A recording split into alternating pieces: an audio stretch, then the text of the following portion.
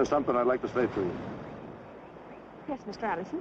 Well, Olá, senhores! Na reunião de hoje analisaremos um filme de 1957 chamado O Céu é Testemunha. O filme é legal e ele é basicamente assim. Um marinheiro dos Estados Unidos é o único sobrevivente de um naufrágio após o ataque de forças japonesas durante a Guerra do Pacífico. Ele fica à deriva até chegar em uma ilha, onde descobre que é habitada por uma freira, a qual ele se apaixona enquanto os dois tentam sobreviver a constantes ameaças dos soldados japoneses, que estão usando a ilha de acampamento. Apaixonado e incerto do seu destino, o soldado pede a freira em casamento, algo que para poder acontecer, os dois precisam sair com vida daquela ilha. Respira fundo e vem comigo que eu te conto como tudo aconteceu. Um homem está flutuando à deriva em um bote salva-vidas no meio do oceano. Depois de alguns dias desse jeito, ele finalmente alcança uma ilha. Ao chegar na praia, ele caminha pelo local, procurando por traços de civilização. Entre outras coisas, ele acaba encontrando uma antiga capela. Ele vai até ela quase sem esperança de encontrar alguém, mas para sua sorte ele nota a presença de uma jovem freira que está varrendo o chão da igreja. O homem vai até a freira e pergunta para ela se a mulher fala inglês, o que ela responde que sim. Então ele questiona ela sobre a presença de soldados japoneses na ilha. Ela então diz que está aliviada e feliz de ter conhecido um americano, perguntando se ele teria vindo sozinho, onde o homem responde que sim. A freira confirma que não há japoneses na ilha. Ela é a única pessoa presente naquele local e seu nome é a irmã Angela. O homem em seguida se introduz como Allison, um marinheiro dos Estados Unidos. Um tempo depois, ela o convida para entrar e já sentados numa mesa, eles continuam a conversa, com Angela contando que ela faz parte de uma expedição missionária. No entanto, quando eles estavam para sair, notícias chegaram de que soldados japoneses estavam invadindo as ilhas, dificultando a movimentação da marinha e aprisionando todos os europeus que encontravam. Por conta disso, um navio chegou até lá para levá-los para Fiji ao invés dali. Entretanto, o pastor que ela acompanhava, o Sr. Phillips, ele se recusou a ir para Fiji se o pastor John Ryan não fosse também, esse que já havia ido para a ilha. Assim, quando ele lutou para permanecer com os planos de ir para lá, Angela seguiu o pastor, uma vez que ele já tinha mais de 60 anos de idade e ela temia que ele fosse incapaz de se manter vivo sem ajuda nessa ilha. Porém, quando eles chegaram lá, se deram conta de que os soldados japoneses já haviam invadido o local e não havia mais ninguém vivo por ali. Na manhã seguinte à chegada na ilha, o padre Phillips teve um derrame, algo que consumiu o restante da vida que ele ainda tinha, uma vez que eles estavam distantes de qualquer possibilidade de atendimento médico. Por conta disso, ela passou a ser a única pessoa viva na ilha, e que provavelmente ninguém virá tão cedo para buscá-la por conta dos japoneses. Ao ouvir a história de Angela, Allison conta a sua. Ele diz que estava em uma missão junto com a sua tripulação, quando eles sofreram uma emboscada dos japoneses, que soltaram diversas bombas na água em torno deles. Durante o ataque, ele foi capaz de se jogar no bote salva-vidas antes das grandes explosões, e isso permitiu que ele sobrevivesse o suficiente até chegar na ilha. Juntos, eles vão atrás de comida, colhendo algumas frutas. Enquanto estão procurando por comida, o homem se depara com uma caverna, mas ele deixa pra lá. Mais tarde, eles se alimentam das frutas junto com carne de tartaruga, algo que Angela já havia coletado antes. Enquanto comem, ela diz em um tom de brincadeira que aquele era um prato gourmet. Allison propõe a possibilidade deles cruzarem 500 quilômetros de mar usando o bote salva-vidas, mesmo com os japoneses dominando a região. Algo que só de falar em voz alta ele conclui que seria uma péssima ideia, e talvez só seria possível se fosse apenas um deles tentando a travessia. Então ela questiona o que ele faria se ela quisesse ir junto, e ele responde que a acharia tão louca quanto ele. No dia seguinte, enquanto estão preparando o bote, Allison conta mais detalhes sobre a sua história, dizendo que ele nasceu em um orfanato depois dele ser encontrado abandonado em uma rua chamada Allison. Ele estava dentro de uma caixa de ovo e estava sem identidade. No orfanato ele foi ensinado sobre Deus, mas aos 14 anos ele fugiu de lá. Alguns anos depois ele se alistou para a Marinha dos Estados Unidos. Assim, a freira diz que a história deles possui muitas semelhanças, comentando sobre um dos seus instrutores que era apelidado de Terror Sagrado. Allison então responde que ficou surpreso ao ver uma freira com senso de humor e que seja tão bonita. Ela o rebate dizendo que uma das suas irmãs, Mary, era modelo antes de se tornar uma freira. Seu rosto aparecia em diversas capas de revista, mas ela acabou decidindo se tornar uma freira porque isso era o que fazia ela se sentir mais feliz. A conversa dos dois é interrompida por um barulho distante que crescia exponencialmente. Em poucos segundos, Allison foi capaz de reconhecer o barulho do motor de um avião japonês que se aproximava e estava prestes a passar pela ilha. Temendo serem vistos e capturados, eles correm e se deitam no chão, se cobrindo com folhas. Depois que o avião passou, eles foram até o seu abrigo. No entanto, lá percebem que o avião ainda está circulando na área. Assim, Allison sugere deles irem para a caverna, onde iriam se esconder até os japoneses irem embora. Eles acabam pegando no sono enquanto aguardam, e isso salva a vida deles, já que na manhã seguinte se iniciam bombardeios na ilha, levando à igreja boa parte das árvores frutíferas e até mesmo seu bote. Eles encontram apenas cinzas e destroços. Algum tempo depois do ataque, os dois percebem que um navio japonês se aproxima, e dele descem diversos soldados que vão até a ilha. Alguns procuram por pessoas no local. Os japoneses ficam disparando para cima. Angela sugere que ela se entregue para os japoneses, algo que Allison se recusa a fazer, dizendo que eles não sabem o que aconteceria com ela se fosse capturada por eles. Ele insiste que permaneçam escondidos na caverna e busquem sobreviver enquanto isso. Allison em seguida se prontificou em procurar por alimento e a primeira ideia que ele tem é em tentar pescar. Ele aproveita a baixa luz do final de tarde para tentar fazer isso de uma maneira mais discreta. O seu plano funciona inicialmente, porém depois de algum tempo ele percebe a presença de um grupo de japoneses usando um bote para investigar as margens da ilha.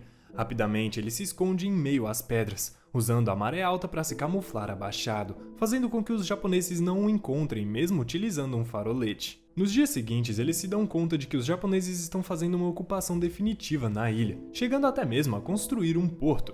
Apesar disso, mesmo em uma desvantagem absurda, Allison ainda vai em direção ao acampamento japonês. Usando terra e galhos para se camuflar, ele é capaz de atravessar pelos guardas, indo diretamente para o depósito onde os japoneses estavam armazenando a sua comida.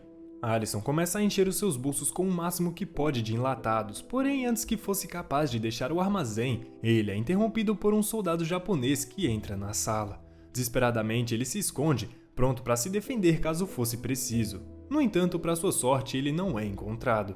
Naquela mesma hora, Angela acorda de um longo sono e se dá conta de que Allison ainda não havia retornado. Depois de um bom tempo, o soldado japonês encontra o que estava procurando e sai da sala.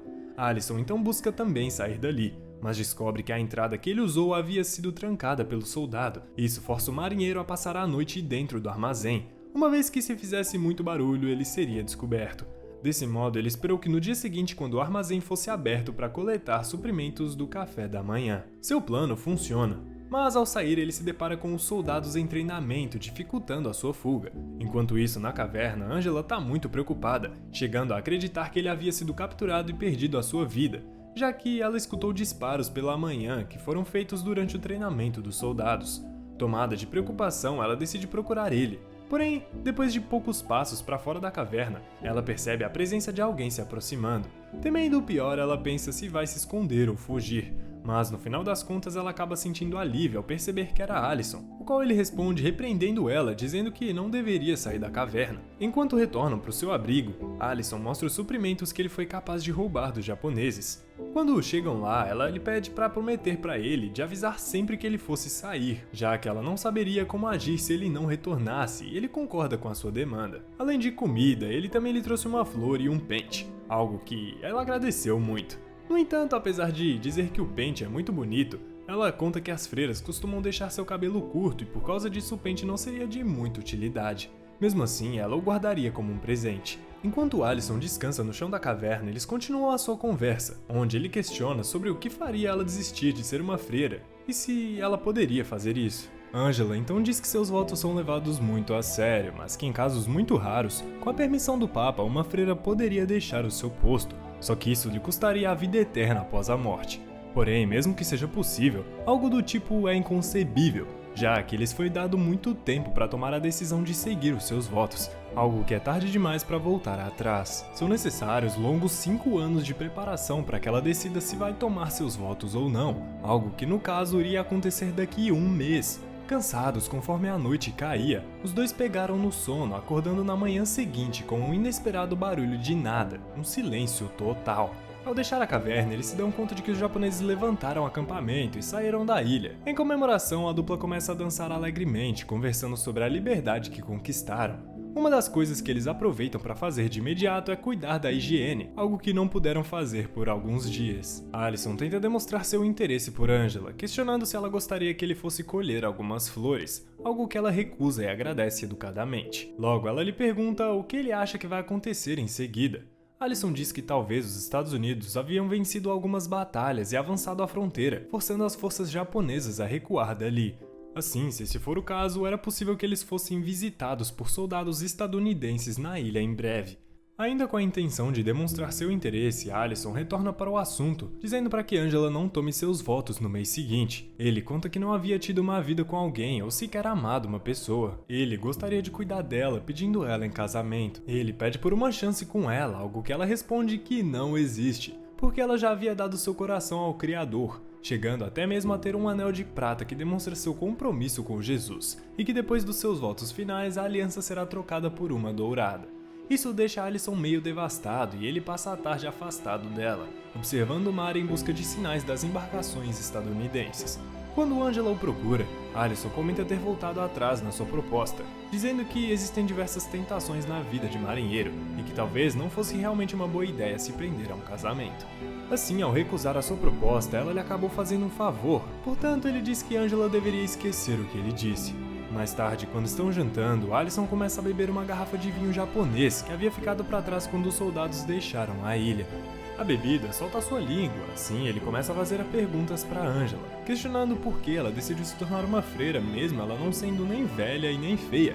Angela tenta mudar de assunto, distraindo o homem com o jogo, mas ela é interrompida por Allison, que diz não ter interesse em brincadeiras. Conforme ele fica mais doidão, suas perguntas vão se tornando mais invasivas, com ele tentando fazer ela acreditar que ser uma freira era inútil. Allison fala que do jeito que estão, os dois são como Eva e Adão, e que a ilha é seu jardim do Éden. Como esperado, seu comportamento bêbado e suas falas indelicadas a incomodam e Angela começa a chorar. Ele vai até ela e tenta abraçá-la para ajudar. Porém, isso a deixa ainda mais irritada e Angela sai dali, indo passar a noite escondida na floresta durante uma forte tempestade. Na manhã seguinte, Allison, agora sóbrio, procura por Angela e acaba a encontrando delirando de febre em meio à mata molhada. Ele se desculpa com ela, retirando todas as coisas maldosas que ele disse na noite anterior e diz que foi apenas o vinho falando. Allison carrega a freira a fim de levá-la para a cabana em segurança. No entanto, quando eles chegam na praia, ele percebe que os japoneses voltaram com ainda mais navios. Assim, eles retornam para o esconderijo na caverna. O marinheiro percebe que a mulher está muito doente e precisa de roupas secas. Allison, então, avança até o acampamento japonês em busca do que Angela precisa. Ele invade uma das cabanas pelo fundo, porém acaba se deparando com um dos soldados japoneses. Eles começam a lutar e Allison sai por cima, tirando a vida do soldado e escondendo seu corpo, arrastando ele para o mar. Ele rouba algumas cobertas e roupas, levando tudo para a caverna. Depois de 2 longos dias doentes, Angela finalmente se recupera. Ela agradece a ele por ter cuidado dela, porém Allison diz que ele não merece o seu agradecimento, uma vez que ela ficou doente por culpa dele. Também se desculpa porque ele ficou bêbado e fez ela correr assustada. Angela diz então que na verdade ela não estava correndo dele, mas sim da verdade. Ela diz que sabia que ele não iria fazer mal algum para ela. Assim, Allison diz que suas palavras estavam erradas, pede desculpa por dizer que eles iriam permanecer sozinhos por muito tempo na ilha e que ela seria inútil por se tornar uma freira. Nesse momento, ele também lembra de avisá-la de que os japoneses voltariam, agora em maior número. Angela então diz que os japoneses podem não estar na ilha mais amanhã, mas que o próprio amanhã em si pode também nunca chegar. Ela diz que talvez Deus não queira que ela tome os seus votos finais e que esteja enviando sinais sobre isso. Allison se prepara para responder à mulher, porém ele é interrompido por um cheiro de queimado que invade o seu nariz.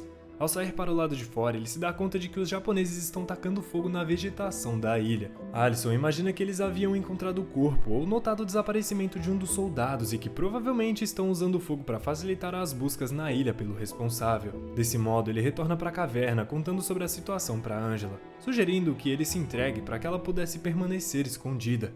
Mas a freira se recusa a aceitar esse plano. Allison diz que eles não possuem muita opção, já que é questão de tempo até os dois serem encontrados, e que se sacrificar seria a única forma de proteger ela. Angela então começa a rezar por ele, temendo o pior, enquanto se esconde.